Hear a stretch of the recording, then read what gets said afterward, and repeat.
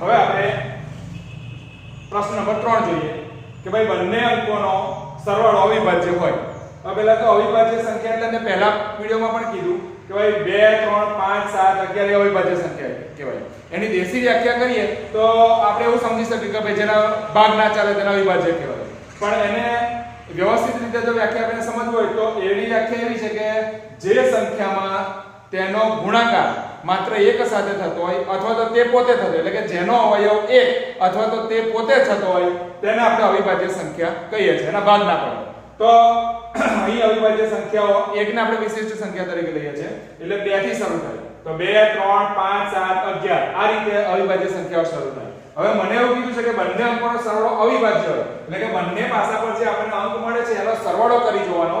એ સરવાળો 2 3 5 7 11 જેવો થતો હોય તો તે સંખ્યા આપણે લેવાની છે. તો પહેલી લાઈનમાં આપણે જોઈએ કે ભાઈ 1 ને 1 2 તો એ આવે, પછી 1 ને 2 3 તો એ પણ આવે, 1 ને 3 4 એટલે આ નહીં આવે, 1 ને 4 5 તો એ આવશે, 1 ને 5 6 તો એ નહીં આવે કારણ કે 6 ના ભાગ ચાલે, પછી 1 ને 6 7 તો એ પણ આવશે. એ રીતે દરેક લીટીમાં હું જોઉં છું દરેક પરિણામોમાં. તો આ 1 1 1 2 1 4 1 6, બીજી લીટીમાંથી 2 ને 1 3, 2 ને 3 5 અને 2 ને 5 7 એ આવશે. ત્રીજી લાઈનમાંથી 3 ને 2 5, 3 ને 4 7 એ આવશે. અહીંયા 4 ને 1 5 અને 4 ને 3 7 એ આવશે. પછી 5 ને 2 7, 5 ને 6 11 એ આવશે. પછી અહીંયા 6 ને 1 7 અને 6 ને 5 11 આ આવશે. તો આટલા કુલ પરિણામો મને એવા મળે છે કે જેમાં બંને અંકોનો સરવાળો અવિભાજ્ય થાય છે.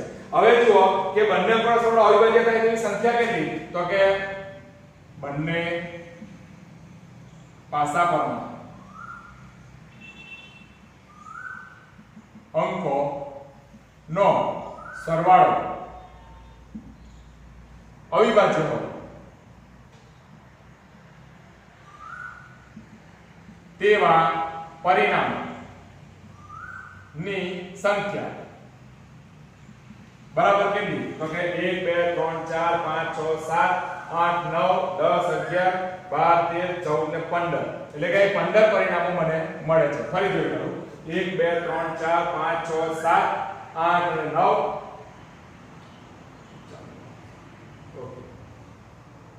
1 2 3 4 5 6 7 8 9 10 11 12 13 14 ને 15 પરિણામો મને એવા મળે છે કે જેનો સરવાળો, જેના અંકોનો સરવાળો અવિભાજ્ય છે. હવે તેની સંભાવના જો જોઈએ માટે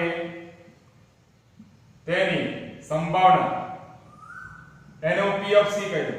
તો P of C બરાબર મને મળશે કે ભાઈ સરવાળો ટૂંકમાં લખી તો એ બંને પાસા પરના અંકોનો સરવાળો અવિભાજ્ય હોય તેવા પરિણામોની સંખ્યા છેદમાં n. ચાલો એવા પરિણામો તો આપણે શોધ્યા, કેટલા આવ્યા? 15.